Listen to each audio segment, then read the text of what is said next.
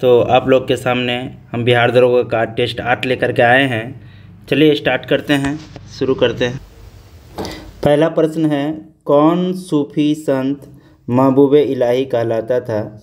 कौन सूफी संत महबूब इलाही कहलाता था? हमारा ऑप्शन है ख्वाजा मोइनुद्दीन चिश्ती, बाबा फरीद, कुतुबुद्दीन बख्तियार काकी, शेख निजामुद्दीन औलिया। तो आपका सही आंसर है शेख निजामुद्दीन औलिया और इसका मज़ार नई दिल्ली में है। चलिए दूसरा प्रश्न है, a little book of India celebrating 75 years of independence नामक पुस्तक के लेखक कौन है? तो इसका आंसर है रस्किन बॉन्ड। चलिए थर्ड प्रश्न है, ब्यूटीफुल को CDOGHJKMN लिखते हैं तो लीव को कैसे लिखते हैं? तो देखिए ऐसा रीजनिंग का क्वेश्चन हो कि अगर एक ही आपको दिया रहे स्टेटमेंट तो इसमें अगर सब लेटर इसको मिल रहा हो तो इसी से हम सेम से मिला लेंगे। एल सबसे लास्ट लेटर है तो एल यहाँ पर है, एल का जो लास्ट में एन है तो एन ले लेंगे, इसमें एन तो इसमें है और बाकी किसी ऑप्शन में नहीं है तो हम ऐसे भी डायरेक्ट इसका मार सकते हैं और बाकी मिलाना है तो मिला सकते हैं आप। ई यहाँ पे सेकेंड लेटर है, सेकेंड डी है, देखिए डी भी मिल रहा है तो चलिए ये हमारा सही आंसर हो जाएगा। 4 नंबर हमारा आंसर है, जनवरी 2023 में भारत के नए औषधि महानियंत्रक DCGI के रूप में किसे नियुक्त किया गया है? ऑप्शन है AK सिकरी, राजीव सिंह रघुवंशी, प्रवीण शर्मा, नरेश लालवानी। सही आंसर है आपका Rajeev Singh Raghuvanshi, B number answer. चलिए 5वां नंबर सवाल पे हम लोग चलते हैं, ये मैथ का प्रश्न है। 5वां नंबर, एक वस्तु 30% के लाभ पर बेचा जाता है यदि वस्तु की लागत मूल्य और विक्रय मूल्य दोनों को 100 रुपये कम किया जाता है तो अब लाभ 45% होगा। वस्तु की मूल्य लागत ज्ञात करें, तो इसको आप शॉर्ट पे भी बना सकते हैं और चलिए बेसिक पे पहले देख लेते हैं। वस्तु 30% के लाभ पर बेचा जाता है तो वस्तु का क्रय मूल्य हम मान लेते हैं यहाँ पर x, 30% लाभ पर बेचा जाता है तो विक्रय मूल्य हो जाएगा x का 130%। यदि वस्तु के लागत मूल्य और विक्रय मूल्य दोनों को 100 रुपये कम किया जाए, अब इसमें भी 100 रुपये कर देंगे, x माइनस 100, विक्रय मूल्य में भी 100 रुपये कम कर देंगे, 130x/100 है, इसको 100 ऐसे ही लिख देते हैं। चलिए 130x/100, इसमें भी 100 रुपये कम कर देंगे तो कह रहा है कि लाभ 45% होगा। लाभ क्रय मूल्य पे हमेशा होता है तो क्रय मूल्य का हम लोग 45% मान लेंगे, ये इसके बराबर करेंगे तो 145%। अब इसको सॉल्व कर लीजिए, आपका आंसर मिल जाएगा। 145/x को इससे मल्टीप्लाई कर दीजिएगा, 145x/100 माइनस इसको 100 से करेंगे, 100 कट के 145 बचेगा और आप इसको जो है 130x/100 रहने दीजिए ऐसे ही, 130x/100 माइनस 100। x वाले को एक तरफ कर लीजिए, 130 में से 145 घटा दीजिए तो 45x/100 हो जाएगा और जो 145 और 100 ये दोनों को एक साथ रखेंगे, माइनस इधर जाएगा प्लस हो जाएगा, 45 बचेगा।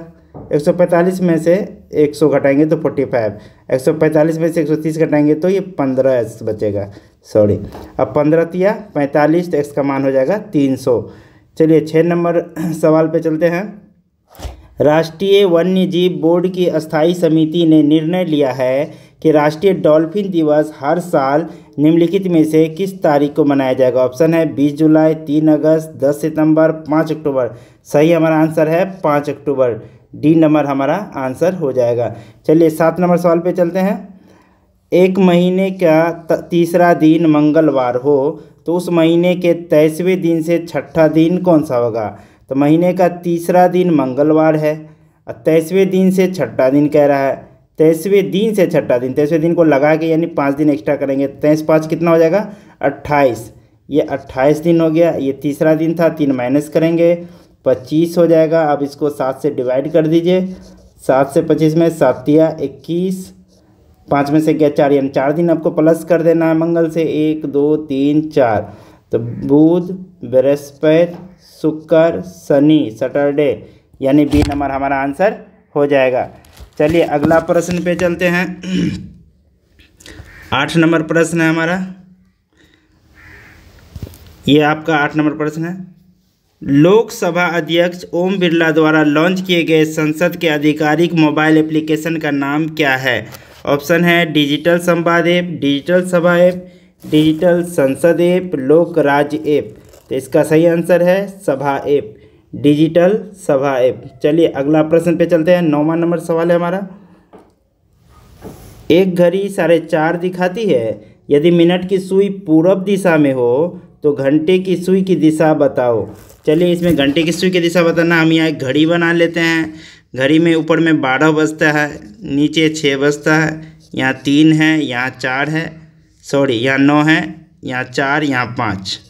चलिए 4:30 बज रहा है तो घंटे की सुई यहाँ होगी और मिनट की सुई 6 पर होगी। अब इसमें कह रहा है मिनट की सुई पूरब में, अगर हम नीचे में पूरब लिखते हैं ईस्ट, तो ऊपर क्या हो जाएगा वेस्ट, इधर क्या हो जाएगा नॉर्थ, इधर साउथ। तो घंटे की सुई नॉर्थ ईस्ट में हो जाएगा, उत्तर पूरब में हो जाएगा। चलिए 10 नंबर प्रश्न देखते हैं।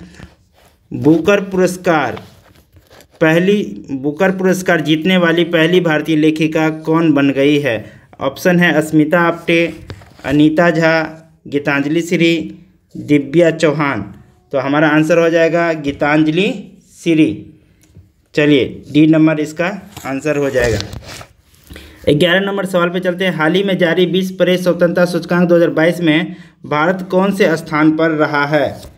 तो हमारा ऑप्शन है 150वां, 140वां, 130वां और 120वां। सही आंसर है 150वां। 12 नंबर सवाल। हाल ही में किस राज्य की सरकार ने अपने प्रत्येक जिले में एक संस्कृत ग्राम विकसित करने का निर्णय लिया है? ऑप्शन है उत्तराखंड, गुजरात, उत्तर प्रदेश, हरियाणा। सही आंसर है उत्तराखंड। ए नंबर हमारा सही आंसर हो जाएगा। 13 नंबर सवाल है। भारतीय ज्ञानपीठ पुरस्कार से सम्मानित प्रथम व्यक्ति है? ताराशंकर बंदोपाध्याय, गोविंद शंकर ग्रुप, जी शंकर ग्रुप, इसी को कहते हैं। यही सही आंसर है। बी नंबर हमारा सही आंसर हो जाएगा। ये सब गलत है। चलिए 14 नंबर है।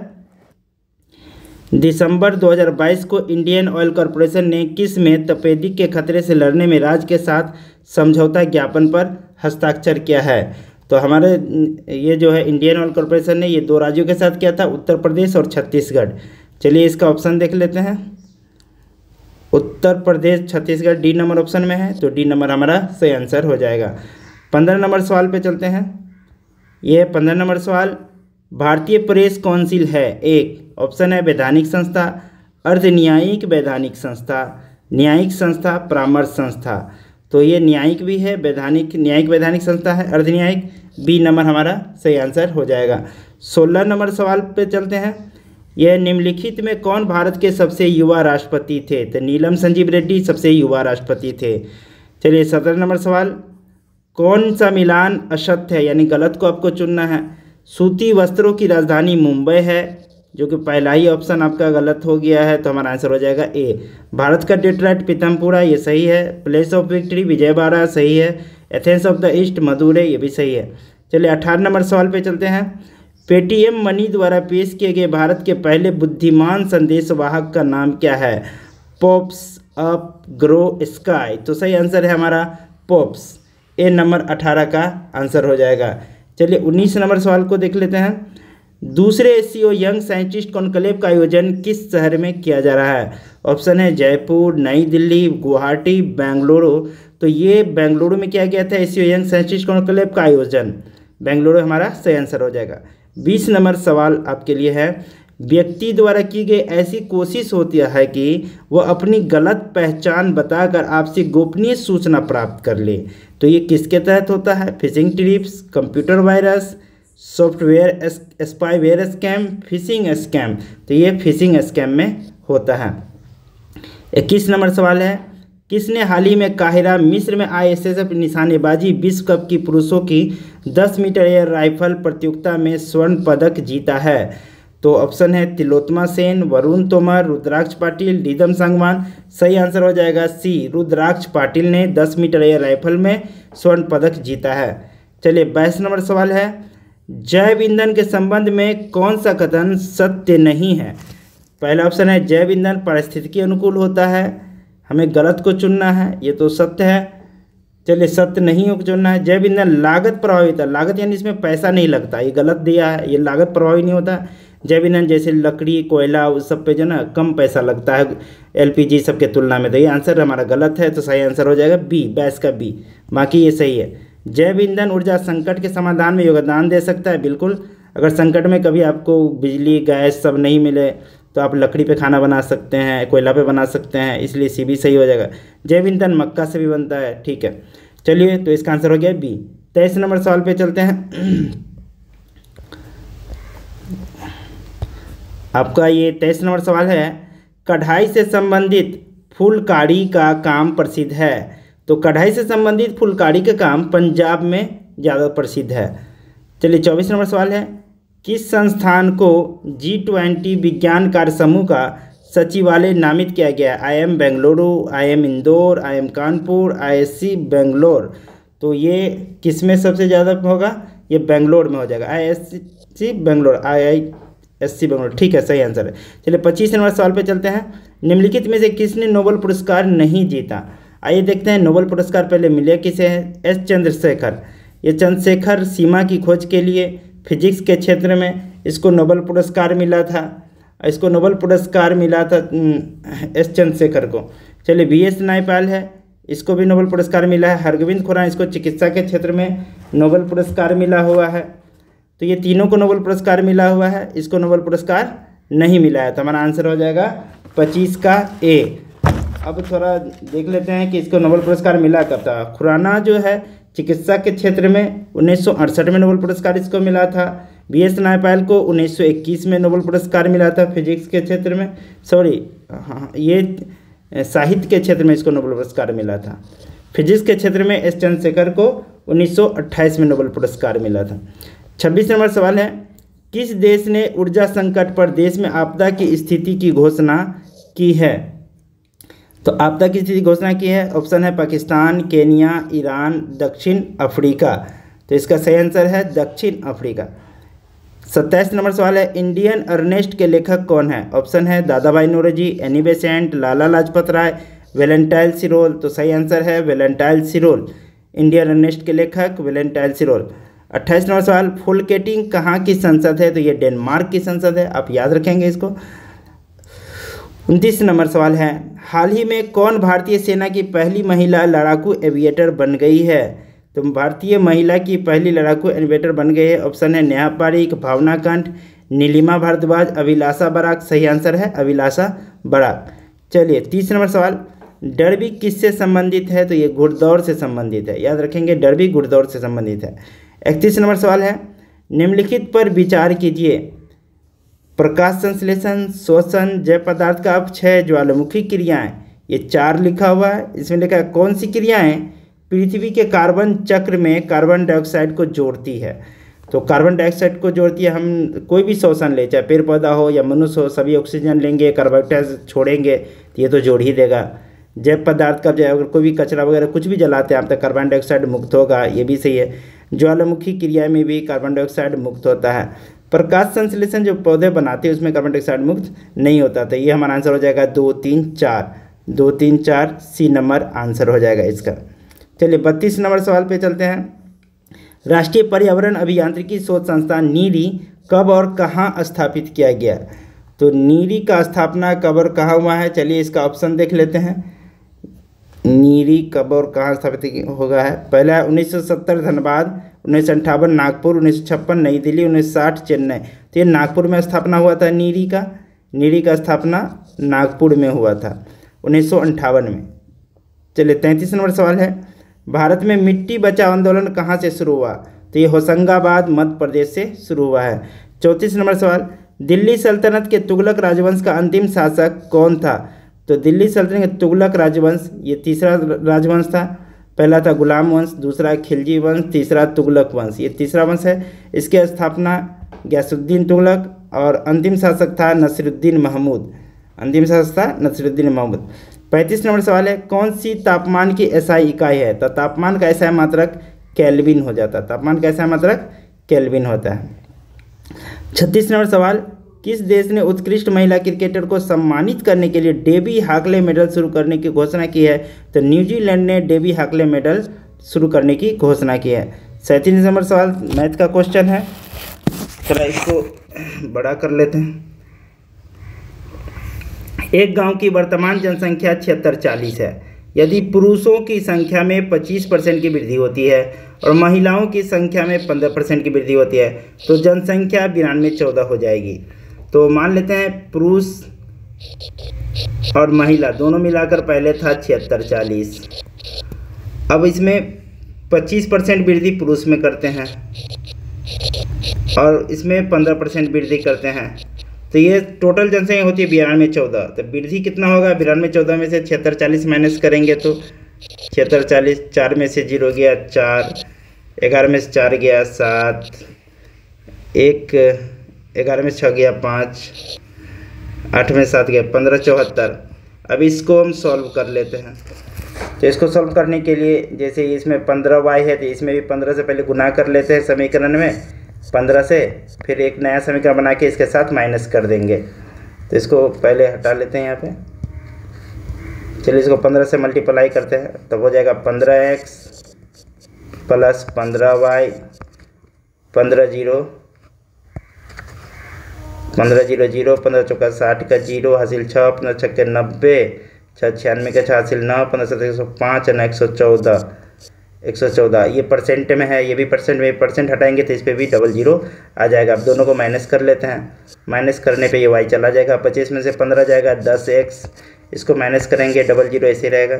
14 में से 6 गया 8, बचेगा 6, 6 में से 4 गया 2, 5 में से 1 गया 4, 1 में से 31 कितना आएगा? ये 0 से 0 कैंसिल हो जाएगा।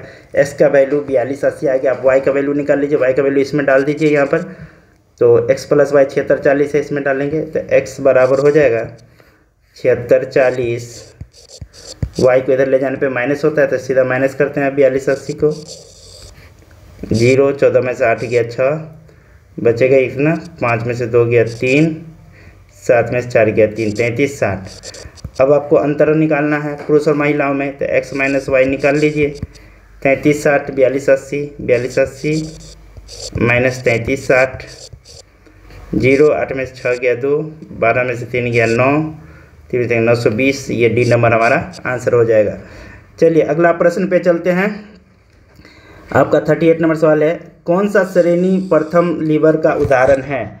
तो प्रथम लीवर, इसके लिए आपको फले याद रखना, FLE, fulcrum, load, effort. Hindi में कहते हैं इसको, फलक्रम को आलम्ब, लोड को कहते हैं भार, आयास। बस 3 पॉइंट याद रखना है। अगर बीच में आलम्ब हो तो प्रथम श्रेणी का, बीच में भार हो तो द्वितीय श्रेणी का, बीच में आयस हो तो तृतीय श्रेणी का। तब बीच में देखना जैसे प्लायर होता है, ये कैंची की तरह प्लायर होता है, इस तरह से बीच में नट होता है यहाँ पे, और एक तरफ से हम पकड़ते हैं और एक तरफ यहाँ पे लोड होता है। तो आपको देखना कि बीच में कौन है। तो बीच में आलम्ब है, ये नट लगा होता है, इसको आलम्ब बोला जाता है। ये फलक्रम बीच में होता है, इसी को आलम्ब बोलते हैं। तो ये प्लायर हो जाएगा प्रथम श्रेणी का। सरौता को आपने देखा होगा, जो पान दुकान पे रहता है काटने के लिए, सुपारी वगैरह काटने के लिए, इस तरह से रहता है बना हुआ। तो इसमें सुपारी को बीच में रखते हैं, यहाँ पकड़ के दबाते हैं, तो बीच में लोड रहता है, भार होता है। तो बीच में लोड हो गया तो द्वितीय श्रेणी का, ये हो गया द्वितीय श्रेणी का। चिमटा को आपने देखा होगा, जो कोयला वगैरह या रोटी वगैरह पकड़ने के लिए होता है, इस तरह बीच में हम लोग हाथ से पकड़ते हैं, इस तरह से रहता है किनारा, यहाँ पे रोटी रहता है। तो बीच में हम लोग क्या पकड़ते हैं, तो पकड़ते तो ये आयास हो गया, तो बीच में पकड़ते हैं तो ये हो गया तृतीय श्रेणी का उत्तोलक। इस तरह से हम लोग पहचानेंगे किस श्रेणी का उत्तोलक है। ये हमारा ट्रिक है फले, यानी आलम्ब, भार, आयास। 3 पॉइंट याद रखेंगे। 39 नंबर सवाल है, न्यूटन का शीतलीकरण नियम किसकी एक विशेष स्थिति है? तो यह स्टीफन का नियम है, आप याद रखेंगे, यह स्टीफन का नियम है। 40 नंबर सवाल, मानव मस्तिष्क में ध्वनि की अनुगूंज कितनी देर तक कायम रहती है? तो ये 0.1 सेकेंड, इसी को कहते हैं 1/10 सेकेंड तक कायम रहती है। तो 40 का आंसर हो जाएगा सी नंबर आंसर हो जाएगा। चलिए 41 नंबर सवाल पे चलते हैं हम लोग। तो ये हमारा 41 नंबर प्रश्न है। ये 41 नंबर सवाल साइंस का क्वेश्चन। ये जब प्रकाश नेत्र में प्रवेश करता है तो अधिकांश अपवर्तन कहाँ होता है? अब देखिए, ये हमारा नेत्र ऐसा होता है, मान लेते हैं ये नेत्र है, ये लेंस है। लेंस का जो सबसे बाहरी भाग होता है, ये इसको हम लोग कॉर्निया बोलते हैं, इसको हम लोग कॉर्निया बोलते हैं। रेटिना इधर होता है। जब प्रकाश की किरण जब इस पर आपतित होती है, बहुत सारी प्रकाश इस पर आती है, तो इस सभी प्रकाश की किरण जब इस लेंस से गुजरती है तो इस तरह से अपवर्तित हो जाती है, इस तरह से अपवर्तित हो जाती है। तो हमें कह रहा है अधिकांश अपवर्तन कहाँ होता है, तो अपवर्तन इस पे होता है, तो इसको हम लोग कहते हैं कॉर्निया, कॉर्निया पर होता है। तो 41 का बी नंबर आंसर हो जाएगा। चलिए 42 नंबर सवाल है, अगर किसी चालक का प्रतिरोध आधा कर दिया जाए तो इसका ऊष्मीय प्रभाव क्या होगा। तो ऊष्मीय प्रभाव का हम पहले सूत्र देख लेते हैं। ऊष्मीय प्रभाव H होता है, S समानुपाती होता है I² RT, ये आप याद रखेंगे। यानी जो ये ऊष्मा है ये धारा के वर्ग के समानुपाती होता है, प्रतिरोध के सीधा समानुपाती है। यानी प्रतिरोध आधा तो ये भी आधा, प्रतिरोध दुगुना तो ये भी दुगुना, ऊष्मा भी दुगुना, ये एक दूसरे का सीधा समानुपाती होता है। यहाँ है कि प्रतिरोध आधा होगा तो उसमें प्रभाव भी आधा हो जाएगा, बी नंबर आंसर हो जाएगा। ठीक है, चलिए 43 नंबर सवाल है, कौन सा तत्व अधिकतम संयोजी इलेक्ट्रॉन का दर्शाता है। संयोजी इलेक्ट्रॉन यानी वैलेंस इलेक्ट्रॉन। वैलेंस इलेक्ट्रॉन कहते हैं बाहरी कक्षा में उपस्थित इलेक्ट्रॉन को। अब सबका जो हम इलेक्ट्रॉनिक भी रह सकेंगे बाहरी कक्षा में, फ्लोरीन का परमाणु संख्या 9, नाइट्रोजन का 7, हाइड्रोजन का 1, एल्युमिनियम का 13, फ्लोरीन का क्या हो जाएगा, जैसे 1s2 2s2 करके निकालते हैं तो इसका हो जाएगा 2 7, नाइट्रोजन का हो जाएगा 2 5, हाइड्रोजन का तो 1 है ही, एल्युमिनियम का होता है 2 8 3, इसके बाहरी कक्षा में 3 इलेक्ट्रॉन, इसका बाहरी कक्षा में 7 इलेक्ट्रॉन, इसका 5, इसका 1, सबसे ज़्यादा इलेक्ट्रॉन किसका है, इसका है, तो हो जाएगा ए नंबर आंसर। संयोजी इलेक्ट्रॉन अधिकतम इसी का हो जाएगा। चलिए 44 नंबर सवाल है, रेडियम किस खनिज से प्राप्त किया जाता है। तो ये पीच ब्लेंड से प्राप्त किया जाता है, इसी का ये अयस्क है। 45 नंबर सवाल है, निम्न में कौन विसरित नहीं होगा। विसरित यानी नहीं फैलेगा। अगरबत्ती का धुआं रूम में पूरा फैल जाएगा, इत्र का वाष्प भी पूरा सुगंध फैल जाता है, खुशबू, धुआं भी फैल जाता है। मेथी पाउडर ये नहीं फैलेगा, तो ये सब विसरित होगा और ये विसरित नहीं होगा, तो हमारा आंसर हो जाएगा डी। चलिए 46 नंबर है, किस तत्व तक अष्टक का नियम लागू हो पाया। तो ये अष्टक नियम जो है इलेक्ट्रॉन जितने भी तत्व है हमारे आवर्त सारणी में, इसके लिए अलग अलग नियम आया था। सबसे पहले जैसे डोबेनायर का तिरिक नियम आया था, न्यूलैंड का अष्टक नियम आया था। तो न्यूलैंड जो अष्टक नियम लाया था वो बड़े बड़े परमाणु संख्या पर लागू नहीं हो पाया, ये केवल जो है 20 तक जो है लागू हो पाया था, 20 तक हो जाएगा। पोटेशियम 19 इस पर भी हो जाएगा, ऑक्सीजन 8 इस पर भी हो जाएगा, कोबाल्ट इस पर नहीं हो पाया था। तो बड़े परमाणु पे नहीं हो पाया था, कोबाल्ट का नहीं हो पाया था, इसका 27 होता है, तो 20 तक लागू हो पाया था। अष्टक का नियम लागू हो पाया 20 तक।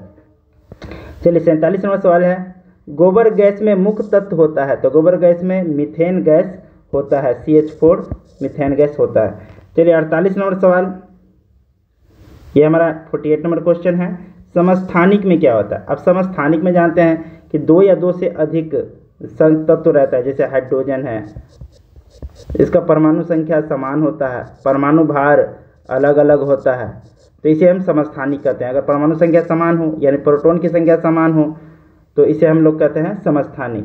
हमारा ऑप्शन है समान भौतिक गुण अलग अलग रासायनिक गुण होते हैं। तो अगला है अलग अलग भौतिक गुण होते हैं, ये सही है, अलग अलग भौतिक गुण होते हैं। समान रासायनिक गुण होते हैं, ये भी सही है। इसमें अलग अलग रासायनिक गुण दिया था, तो ये 2 3 सही हो जाएगा, एक गलत हो जाएगा, तो 2 3 केवल 48 का सी हो जाएगा। चलिए 49 नंबर सवाल पे चलते हैं हम लोग। केंद्रीय नियोजित अर्थव्यवस्था में आर्थिक क्रिया पर किसका नियंत्रण होता है। यह है केंद्रीय नियोजित अर्थव्यवस्था में आर्थिक क्रिया पर किसका नियंत्रण होता है। ऑप्शन है उद्योगपति का, निजी फर्म का, सरकार का, उपभोक्ता का। तो 49 का हमारा सही आंसर सरकार का, यही सही आंसर 49 का सी हो जाएगा। चलिए 50 नंबर सवाल है, हमारे रहन सहन के स्तर को प्रभावित करता है राजकीय आय, राष्ट्रीय आय, प्रति व्यक्ति आय, इनमें से कोई नहीं।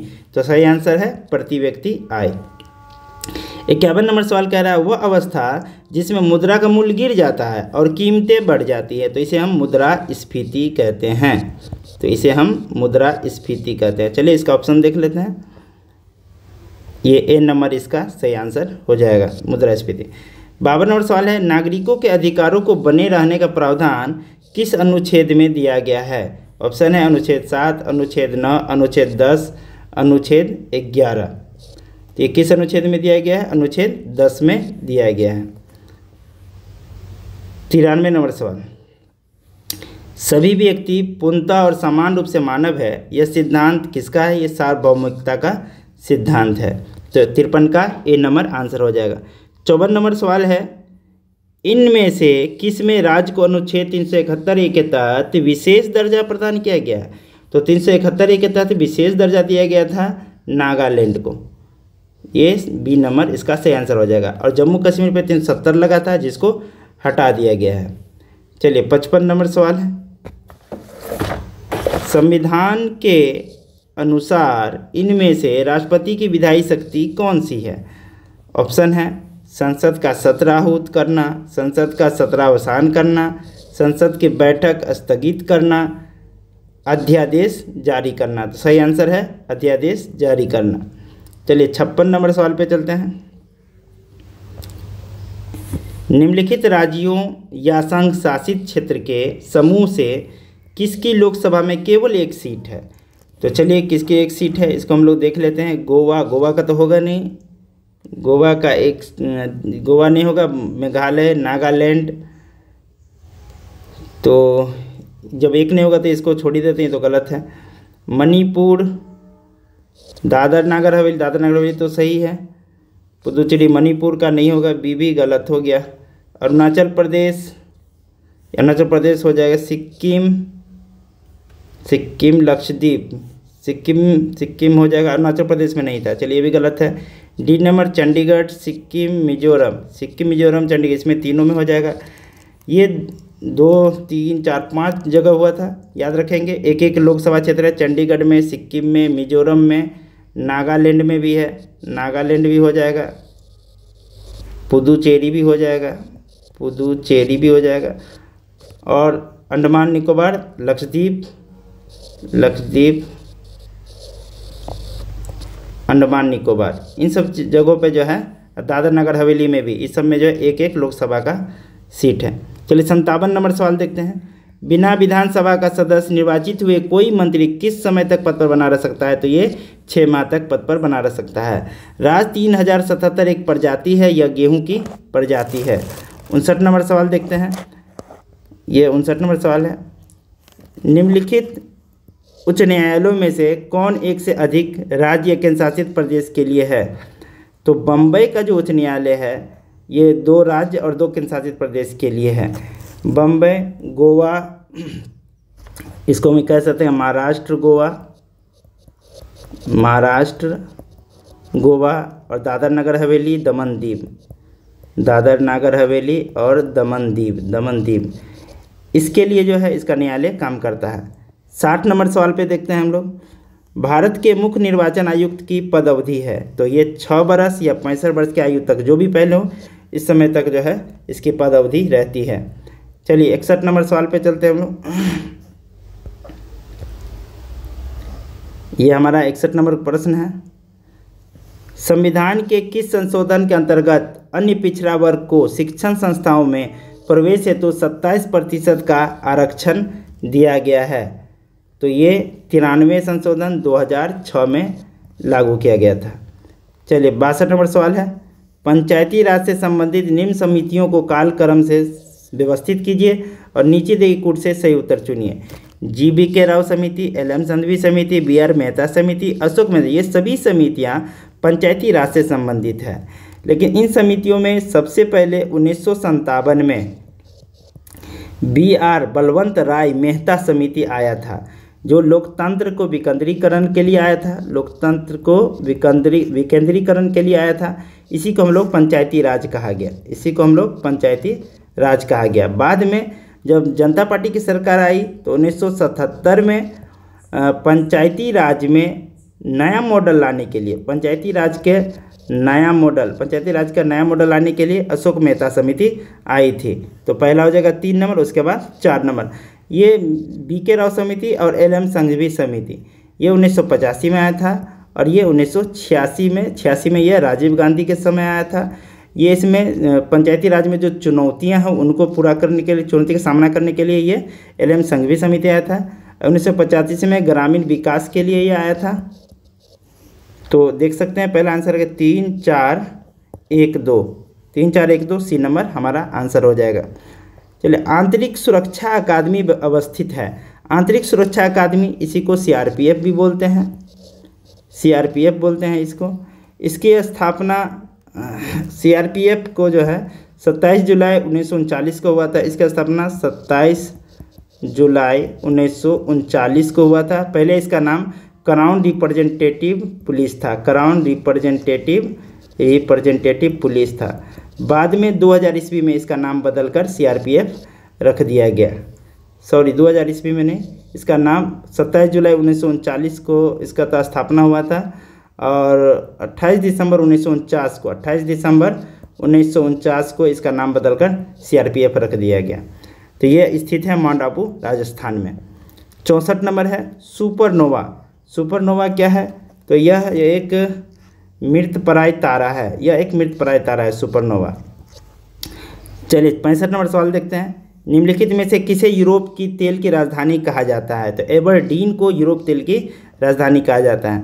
66 नंबर है। निम्नलिखित में से कौन गर्म जलधारा है? तो ब्राज़ील की जलधारा गर्म जलधारा, ये फॉकलैंड की धारा, लेब्राडोर धारा, कारण ये तीनों ठंडी जलधारा है, जबकि ब्राज़ील की धारा ये गर्म जलधारा है। चलिए अगला सवाल पे चलते हैं। 67 नंबर है। सूची 1 को सूची 2 से सुमेलित कीजिए और नीचे दिए गए कूट का प्रयोग करके सही उत्तर चुनिए। आइए सूची को मिलाना है। ये स्थानीय पवन किस क्षेत्र में आता है? फोन। फोन कहाँ आता है? तो फोन आता है ये आल्पर पर्वत के उत्तरी ढाल से जो है बहने वाली गर्म हवा को फोन कहते हैं। यह जो है स्विट्जरलैंड, जर्मनी वगैरह में जो है आती है, जिसके कारण वहाँ का मौसम गर्म रहता है, स्विट्जरलैंड, जर्मनी, ऑस्ट्रिया में। तो फोन हो जाएगा ये आल्प्स पर्वत, एक का 4 हो जाएगा। और सिमुम कुर्दिस्तान में आती है। सेंटा आना कैलिफोर्निया में, ये भी सही है। जोंडा अर्जेंटीना में। तो इसका आंसर हो जाएगा 2 3 1, 4 2 3 1, ये आंसर हो जाएगा, बी नंबर आंसर हो जाएगा। चलिए अगला प्रश्न पे चलते हैं। हमारा है प्रश्न, भारतीय मानक समय की यामियोत्तर नहीं गुजरती है। तो हमारा जो भारतीय मानक समय है ये भारत के 5 राज्यों से गुजरती है। ये 5 राज्य में है आंध्र प्रदेश, उत्तर प्रदेश, मध्य प्रदेश और छत्तीसगढ़, उड़ीसा। छत्तीसगढ़ और उड़ीसा, तो ये 5 राज्य हो गए। 1 2 3 4 5। ये महाराष्ट्र से नहीं गुजरती है, तो सी नंबर हमारा आंसर हो जाएगा। नर्मदा और ताप्ती नदी के बीच स्थित है। सतपुड़ा की श्रेणी नर्मदा और ताप्ती नदी के बीच स्थित है। 70 नंबर है। निम्नलिखित तिथियों में से किस तिथि को दादर नगर हवेली और दमन दीव अस्तित्व में आया? तो ये 2020 में अस्तित्व में आया था। 26 जनवरी 2020 में अस्तित्व में आया था। लेकिन ये दमन दीव गोवा से अलग हुआ था 30 मई 1987 को। गोवा से ये अलग हुआ था, गोवा से 30 मई 1987 को अलग हुआ था। चलिए अगला सवाल है, प्रोग्राम्ड सेल डेथ का कोशिकीय एवं आणविक नियंत्रण क्या कहलाता है? ये प्रोग्राम्ड लिखा हुआ, प्रोग्राम्ड सेल डेथ। ये प्रोग्राम्ड सेल डेथ एक तरह की क्रिया है, ये श्वसन की क्रिया है, जो इसको हम एपोप्टोसिस या ऑटोफैगी भी कहते हैं। एपोप्टोसिस या ऑटोफैगी दोनों नाम कह सकते हैं। ये क्रिया के कारण क्या होता है, कोशिका के अंदर जब ये क्रिया होती है तो कोशिका जो है अपने आप नष्ट हो जाती है। इसी को हम लोग कहते हैं प्रोग्राम्ड सेल डेथ कहते हैं। चलिए 72 नंबर सवाल, निम्नलिखित में कौन सा उत्तक लार ग्रंथि तथा श्वेत ग्रंथि में पाई जाती है? तो लार ग्रंथि और श्वेत ग्रंथि में पाई जाने जो उत्तक होती है इसे हम लोग कहते हैं सल्की एपिथेलियम, पक्ष्मल एपिथेलियम, क्यूबिडाइल एपिथेलियम। ये है क्यूबाइडल एपिथेलियम कहते हैं इसको। सी नंबर हमारा आंसर हो जाएगा। और वैसे लार ग्रंथि में लसिका उत्तक भी पाए जाते हैं। चलिए क्यूबाइडल उत्तम जो घनाभ के आकार का होता है, इस तरह से उत्तक बना होता है, बहुत सारे घनाभ के रूप में बना होता है, इसे घनाभ के रूप में ऐसे बना होता है क्यूबाइडल उत्तम। चलिए 73 नंबर सवाल, चेचक के प्रति टीकाकरण में समावेश किया जाता है संक्रमित जर्मों का, जीवित प्रतिरक्षियों का, हर जर्मों का, दुर्बल जर्मों का, नहीं जीवित प्रतिरक्षियों का। तो बी नंबर हमारा आंसर सही हो जाएगा। 74 नंबर सवाल है, निम्नलिखित में कौन सा एक विकल्प सही सुमेलित है? क्लोरोफाइसी, क्लोरोफिल आप जानते हैं हरा रंग का होता है, ये हरे सवाल हो जाएगा। थियोफाइसी भूरा सवाल, रोडोफाइसी को आप रेड करके याद रख सकते हैं, रेड लाल सवाल को कहते हैं। ये तीनों सही आंसर है, डी नंबर हमारा सही आंसर हो जाएगा। 75 है, निम्न तापक्रम पर किसी जंतु की प्रसुप्ति को क्या कहते हैं? ऑप्शन है रीजनरेशन, म्यूटेशन, हाइबरनेशन, एस्टिवेशन। तो इसका सही आंसर हो जाएगा हाइबरनेशन, 75 का सी। 76 नंबर सवाल है, सर्वाधिक प्रकाश संश्लेषी क्रियाकलाप कहाँ चलता है? तो ये नीले और लाल क्षेत्र में होता है, याद रखेंगे, नीले लाल क्षेत्र में सबसे अधिक प्रकाश संश्लेषण की क्रिया नीले लाल क्षेत्र में होता है। 77 है, प्याज का खाने वाला योग भाग, खाद्य योग मतलब खाने वाला योग भाग क्या होता है? तो इसका गूदेदार पत्ता, पत्ते के जैसा प्याज होता है पूरा। चलिए 78 नंबर सवाल पे चलते हैं। ये है 78 नंबर प्रश्न। 78 नंबर प्रश्न है, निम्न में कौन सा कार्बोहाइड्रेट डाइसैकेराइड होता है? ऑप्शन है ग्लूकोज, दूसरा है गैलेक्टोज, सी है फ्रुक्टोज, चौथा है लैक्टोज। तो इसमें सही आंसर हमारा हो जाएगा लैक्टोज। ये कार्बोहाइड्रेट डाइसैकेराइड होता है। 79 नंबर सवाल, 79 नंबर सवाल देखते हैं यहाँ पे। शरीर में कुल 24 जोड़ी पसलियाँ पाई जाती है, इनमें से कौन सी जोड़ी को तैरती हुई पसलियाँ कहा जाता है? तो जो 11वें और 12वें नंबर की पसली होती है उसको तैरती हुई पसली, फ्लोटिंग रिब्स भी कहा जाता है। ये तैरती हुई पसली होती है। आइए आपको दिखाते हैं थोड़ा सा बना करके। यहाँ पे ये इस तरह से बीच में एक उरास्थी होता है, इसको उरास्थी बोलते हैं। ये बीच में उरास्थी होता है, इसके नीचे ऐसे कशेरुक होते हैं, जो पीछे की तरफ गया रहता है कशेरुक, ऊपर में भी इस तरह से बना होता है। इसको हम लोग उरास्थी बोलते हैं। इसको उरास्थी, इंग्लिश में इसको स्टेरनम भी बोलते हैं, इंग्लिश में इसको स्टेरनम भी बोलते हैं। इसी पे हम इसको कलर चेंज करके इसे दिखाते हैं आपको। इस तरह से जो है पसली होती है, ये हमारी पहली पसली, ये पूरी तरह से दोनों तरफ से मिला हुआ रहता है, गोल रहता है। दूसरी पसली इस तरह से जाती है, ये पहली हो गई, ये सेकंड हो गई, ये तीसरी, चौथी। तो ये जोड़ी में होते हैं, एक इधर तो एक इधर, ये जोड़ी में होता है। पहली जोड़ी, दूसरी जोड़ी, तीसरी जोड़ी, चौथी जोड़ी, पाँचवीं जोड़ी, छठी, सातवीं, आठवीं, नौवीं, 10 जोड़ी तक इस तरह से होती है, जो दोनों तरफ होती है इस तरह से। ये दोनों तरफ होती है इस तरह से बना हुआ, दोनों तरफ होती है बना हुआ इस तरह से। और 11वीं और 12वीं जोड़ी जो होती है, ये 11वीं और 12वीं जोड़ी पसली इस तरह से स्वतंत्र हवा में लटकी हुई रहती है। 11वीं जोड़ी और 12वीं जोड़ी पसली, ये 11वीं और 12वीं जोड़ी फ्लोटिंग पसली होती है, जो हवा में तैरती हुई रहती है। तो इसको आप याद रखेंगे। चलिए 80 नंबर सवाल में चलते हैं। कौन सी क्रिया को ऑक्सी तथा अनॉक्सी श्वसन का कॉमन स्टेप माना जाता है? ऑप्शन है ग्लाइकोलिसिस, किण्वन क्रिया, वाइटल, डायफ्रॉग। तो आपका सही आंसर हो जाएगा ग्लाइकोलिसिस। ये ग्लाइकोलिसिस एक ऐसा कॉमन स्टेप है जो हमारे श्वसन क्रिया में, ऑक्सी अनॉक्सी श्वसन क्रिया में, ये कोशिका द्रव में,